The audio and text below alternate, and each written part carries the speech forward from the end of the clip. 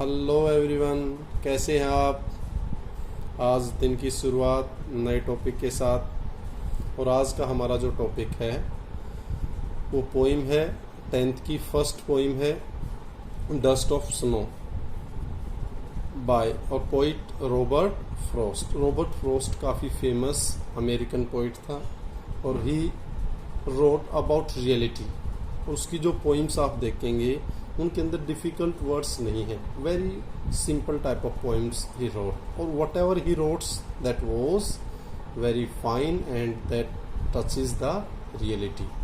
कहने का मतलब ये है कि उसने बिल्कुल रियलिस्टिक पोइम्स लिखी और जो भी वो लिखता था वो डिफ़िकल्ट वर्ड्स नहीं थे उसकी पोइट्री के अंदर। काफ़ी सिंपल लैंग्वेज, सिंपल वर्ड्स, और जो उसको कहना होता था अर्थात जो रियलिटी डेपिक्ट करनी होती थी वो उन वर्ड्स और उन पोइम्स के माध्यम से डेपिक्ट करता था। तो आज की जो पोइम है काफ़ी छोटी पोइम है लेकिन बहुत इंटरेस्टिंग पोइम है। अब इस पोइम को मैं 2 या 3 तरीके से पहले प्रोनाउंस करूँगा, बोलूँगा, उच्चारण करूँगा। उसको देखना है स्पीड में, फिर धीरे धीरे, फिर one by one word to one word, इस तरह। तो आपको देखना है ध्यान से कैसे क्या होता है। फर्स्ट स्टार्टिंग इस पूरी पोइम को पढ़ के दिखा रहा हूँ, देखें आप एक बार कैसे पढ़ेंगे। The way a crow shook down on me the dust of snow from a hemlock tree has given my heart a change of mood and save some part of a day I had यू। अब ये तो बिल्कुल speed में जो आप पढ़ते हैं और रियल प्रोनाउंसिएशन के साथ पढ़ने होते हैं। अब धीरे धीरे पढ़ के दिखाता हूँ। The way a crow suck down on me the dust of snow from a hemlock tree has given my heart a change of mood and saved some part of a day I had you। Clear. अब one by word. अब start करते हैं title से। Title भाई क्या meaning है। अब dust का मतलब क्या है, धूल कण, बिल्कुल छोटे छोटे जो कण होते हैं धूल के, उसको कहते हैं डस्ट। अब यहाँ क्या डस्ट ऑफ स्नो, इसका मतलब स्नो बर्फ। अब बर्फबारी अगर देखा हो तो वो ऐसे डेलों में या बड़े बड़े आकार में नहीं आती, बिल्कुल बिल्कुल बारीक, जैसे धूल कण होते हैं उनकी तरह बिल्कुल बारीक होती है। तो उसके लिए पोइट ने यूज़ किया है डस्ट ऑफ स्नो। इसका मतलब बर्फ कण, वो बिल्कुल छोटा बारीक कण जो धूल कण की समान है। समझ में आ गया होगा। अब जब पोइम का आपको टाइटल समझ में आ गया है डस्ट ऑफ स्नो, बर्फ के धूल कण, बिल्कुल बारीक कण, बर्फ के बारीक कण, वो पोइम का नाम है। अब देखना है क्या इसके अंदर कैसे क्या क्या कहा गया है। The way a crow suck down on me the dust of snow from a hemlock tree। the way जिस तरीके से, जिस तरह से, एक क्रो, एक कोए ने, क्रो पता है ना, कोआ। इनको आप साथ साथ अपनी बुक में अंडरलाइन भी करते रहें और कॉपी साथ रख लें, उसमें लिखते भी रहें। क्रो, क्रो होता है कोआ। वे जिस तरीके से, जिस तरह से। सुक डाउन, सेक होता है हिलना या हिलाना, उसकी सेकंड फॉर्म है सुक। सुक डाउन ऑन मी, जिस तरीके से एक कोए ने मेरे ऊपर हिलाया। द डस्ट ऑफ स्नो, बर्फ के बिल्कुल बारीक कण, फ्रॉम ए हेमलॉक ट्री। अब यहाँ ये जो हेमलॉक है ये एक पेड़ है, इसको ऐसे माना जाता है पॉइजनस सा, थोड़ा जहरीला। ये हर्ब टाइप होता है, जड़ी बूटियों से संबंधित पौधा है और ये नॉर्थ अमेरिका और अफ्रीका में पाया जाता है। समझ में आ रहा है ना, जैसे अपने यहाँ पेड़ पाया जाता है तो ये नॉर्थ। अब ये अमेरिकन पोइट है तो वहाँ का ही पेड़ का नाम लेगा। तो अब ये कह रहा है, कहने का मतलब ये है कि एक हेमलॉक ट्री के ऊपर एक कोआ बैठा है और वो किसी जिस तरीके से भी उसने उस पेड़ को थोड़ा सा हिलाया। अब जब हिलाया, बर्फ वहाँ ज़्यादा गिरती है तो बर्फ के बिल्कुल बारीक कण वो नीचे गिरेगी। अब जब वो हिलाएगा तो नीचे गिरेंगे। तो अब ये कह रहा है the way a crow shook down on me the dust of snow from a hemlock tree. जिस तरह एक कोए ने एक हेमलॉक के पेड़ से बर्फ के बिल्कुल बारीक कणों को मेरे ऊपर हिलाया या गिराया। क्लियर है? कोई मीनिंग, कोई doubt? Has given my heart, इस चीज ने, जो दृश्य उसके सामने, जो सीन बना, अर्थात जो फीलिंग उसके पोइट के माइंड में आई जब उस कोए ने बारीक बर्फ के कणों को उसके ऊपर गिराया, तो क्या हुआ? हैज गिवन माई हार्ट, तो इस चीज ने, इस एक्सपीरियंस ने, जो उस करो उसके ऊपर हिला रहा है, उस चीज ने हैज गिवन माई हार्ट, मेरे दिल को दे दिया है ए चेंज ऑफ मूड। इसका मतलब जैसा उसका मूड था, इस चीज ने उसके मूड को परिवर्तित कर दिया है, चेंज कर दिया है, ट्रांसफॉर्म कर दिया है। क्लियर?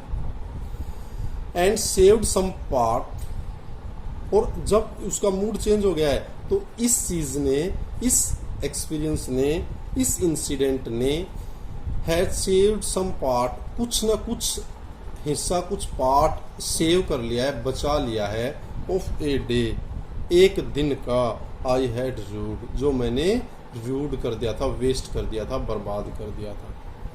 अर्थात जो इंसिडेंट, जब वो कोआ बर्फ पोइट के ऊपर हिलाता है, गिराता है, उस चीज से पोइट का जो माइंड है, मूड है, वो चेंज हो जाता है। और चेंज होने पर जो दिन का कुछ हिस्सा जो उसने बर्बाद कर दिया था, वो कह रहा है जो मैंने बर्बाद कर दिया था, उसके कुछ पार्ट को कम से कम इस इंसिडेंट ने बचा लिया है। अर्थात ये इंसिडेंट ना होता तो पूरा का पूरा जो दिन था पोइट का, वो वेस्ट था, रूइंड हो गया था। लेकिन अब ये इंसिडेंट से पोइट का मन खुश होता है, और अब वो कम से कम यूँ मानता है, ये छोटी सी इंसिडेंट कम से कम इस दिन के कुछ पार्ट को तो मेरे लिए इसने सेव कर लिया है, बचा लिया है, और मेरा मूड अच्छा कर दिया है। ये पॉइंट थी। अच्छी लगी है? कोई डाउट? बिल्कुल सिंपल थी पढ़ाने का तरीका, कोई डाउट है तो बताएं। फिर जो मैं हमेशा बताता हूँ, स्टार्टिंग में आप सबसे पहले ये लिखेंगे जब आप एक्सरसाइज करेंगे, name of the poem is dust of snow.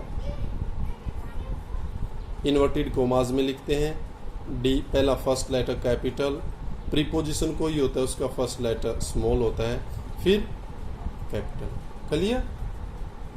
Conjunction है, प्रीपोजिशन है, वो स्मॉल होते हैं, इन्वर्टेड कोमाज में लिखना है।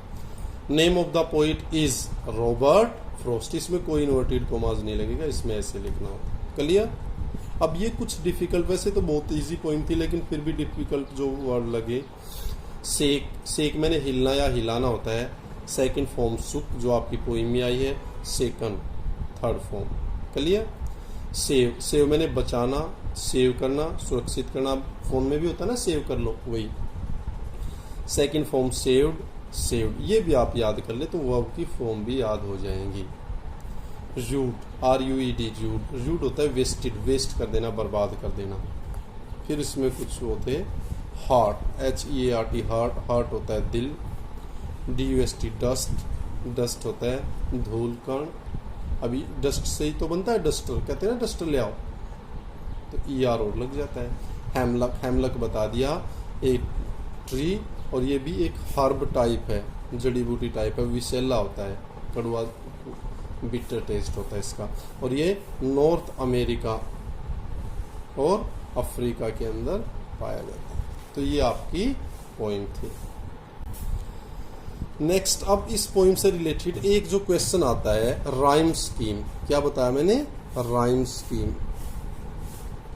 अब ये बहुत बड़ी क्लासेस के बच्चों को भी नहीं आता, और बड़ी बड़ी क्लासों में भी पूछा जाता है राइम स्कीम। अब राइम स्कीम क्या है, कैसे निकालते हैं, ये आप सीख लें, फिर एग्जाम में कोई भी पोइम आएगी आप उसको आसानी से बना सकते हैं। जब आपको राइम स्कीम बनानी होती है तो सबसे पहले आप कि फर्स्ट लाइन का लास्ट वर्ड देखिए। अब ये क्या है? क्रो। आपने इस जैसी आवाज को ए लिखना है। क्या है? मी। क्रो और मी एक जैसा है नहीं, अलग है, तो इसको बी रखना है। अब स्नो, क्रो एक जैसी आवाज है, जैसे तुकबंद दिल्ला होता है, ए। फिर क्या है? मी, ट्री, ई, दोनों में आया, तो ये हो गया बी। तो अब क्या हो गया राइम स्कीम इसकी? तो राइम स्कीम होगी ए बी, ए बी। बताओ समझ में आया नहीं या नहीं आया? अब अगर पूरी पोइम की बात करें, पैसेज की है, तो ये पैसेज की, एक पैसेज की ये होगी फर्स्ट पैसेज की, सेकंड की फिर इसी तरह हो जाएगी। अगर पूरी पोइम की बात करें तो जैसे हार्ट, अब हार्ट जैसा कोई वर्ड आया है? नहीं आया। सी। मूड नहीं आया तो इसको मतलब उसको कर दिया डी। अब पार्ट हार्ट एक जैसा हो गया, सी। मूड रूड तो डी। अब अगर इस पोइम की राइम स्कीम आपसे कोई पूछे तो किसी से पूछने की जरूरत नहीं, अपने आप बता दो। A B C D. बोलो बच्चों, समझ में आया नहीं आया? ये 10th में मोस्टली एक जो पैसेज आता है पूछा जाता है, और 10th में नहीं, ये बड़ी क्लासों में भी यूजफुल होता है। तो राइम स्कीम जिस पैसेज की लिखनी है, देखो जिसकी सेम आवाज है उसको सेम लिखना है और जिसकी अलग है उसको अलग। ए से स्टार्ट करते हैं। ए जैसे क्रो, ए मी उस जैसा नहीं है, अलग है तो रख दिया बी। अब देखो इस जैसा है, स्नो क्रो एक जैसा तो ए, मी ट्री एक जैसा बी। अब ये से सबसे अलग है हार्ट, तो इसको लिख दिया सी। अब मूड भी नहीं आया पहले तो अलग है डी। फिर पार्ट हार्ट एक जैसा हो गया, सी। Mood rude D. बताओ समझ में आया नहीं आया? तो ये आपकी फर्स्ट पोइम थी, डस्ट ऑफ स्नो, और आशा करता हूँ आपको बहुत बहुत अच्छी लगी होगी। फिर भी कोई डाउट है, कुछ पूछना चाहते हैं, कमेंट बॉक्स में डालें। चैनल के ऊपर ग्रामर के ऊपर भी बहुत सारी वीडियोस बनी हुई हैं, उनको भी देखें, और पोइम्स की वीडियो और चैप्टर्स की अभी डाल ही रहा हूँ। ठीक है, okay, thank you, keep on enjoying, stay blessed, keep at home, keep on enjoying, keep on learning. Thank you, thanks a lot.